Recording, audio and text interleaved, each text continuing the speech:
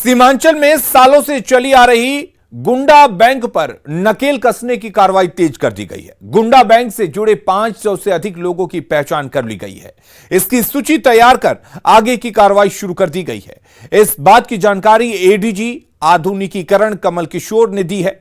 ADG आधुनिकीकरण कमल किशोर से बात की संवाददाता अमित कुमार ने।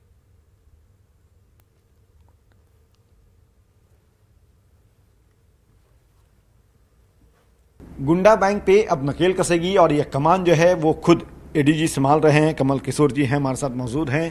सर, गुंडा बैंक पे पूरी तौर पे नकेल कसी जाए, इसको लेकर के स्ट्रेटजी बना दी जा रही है, क्या कुछ है वो? देखिए, माननीय उच्च न्यायालय का आदेश मिला था। एक कटिहार का एक केस था जिसके सिलसिले में माननीय उच्च न्यायालय ने उसकी इन्वेस्टिगेशन की जिम्मेदारी हम लोगों को दी थी और उस इन्वेस्टिगेशन में ये पाया गया था कि जो 3 लोगों ने आत्महत्या की, 3 लोग जो मृत हुए, उसके पीछे प्राइवेट लोन एक बहुत बड़ी वजह थी और उसको ना चुकता कर पाना, क्योंकि बहुत हाई रेट ऑफ इंटरेस्ट पे वो प्राइवेट लोन दिया गया था।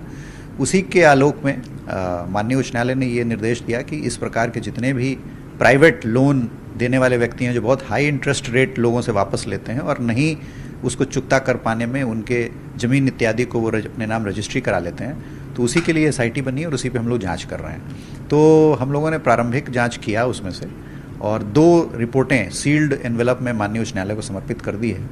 उसमें से पहली लिस्ट में हम लोगों ने 547 लोगों की IT प्रोफाइलिंग के लिए इनकम टैक्स डिपार्टमेंट को भी भेज दिया है और 2 महीने का और समय अतिरिक्त मांगा है माननीय उच्च न्यायालय से और इस 2 महीने में हम लोग अपनी जांच पूरी कर लेंगे। कहा जा रहा है कि कड़ी कार्रवाई भी की जाएगी। बैंक के जो अधिकारी हैं उनसे भी आप लोगों ने राय मशवरा किया है, किस तरह से इनके खिलाफ कौन कौन सी धाराएं लगाई जाएगी?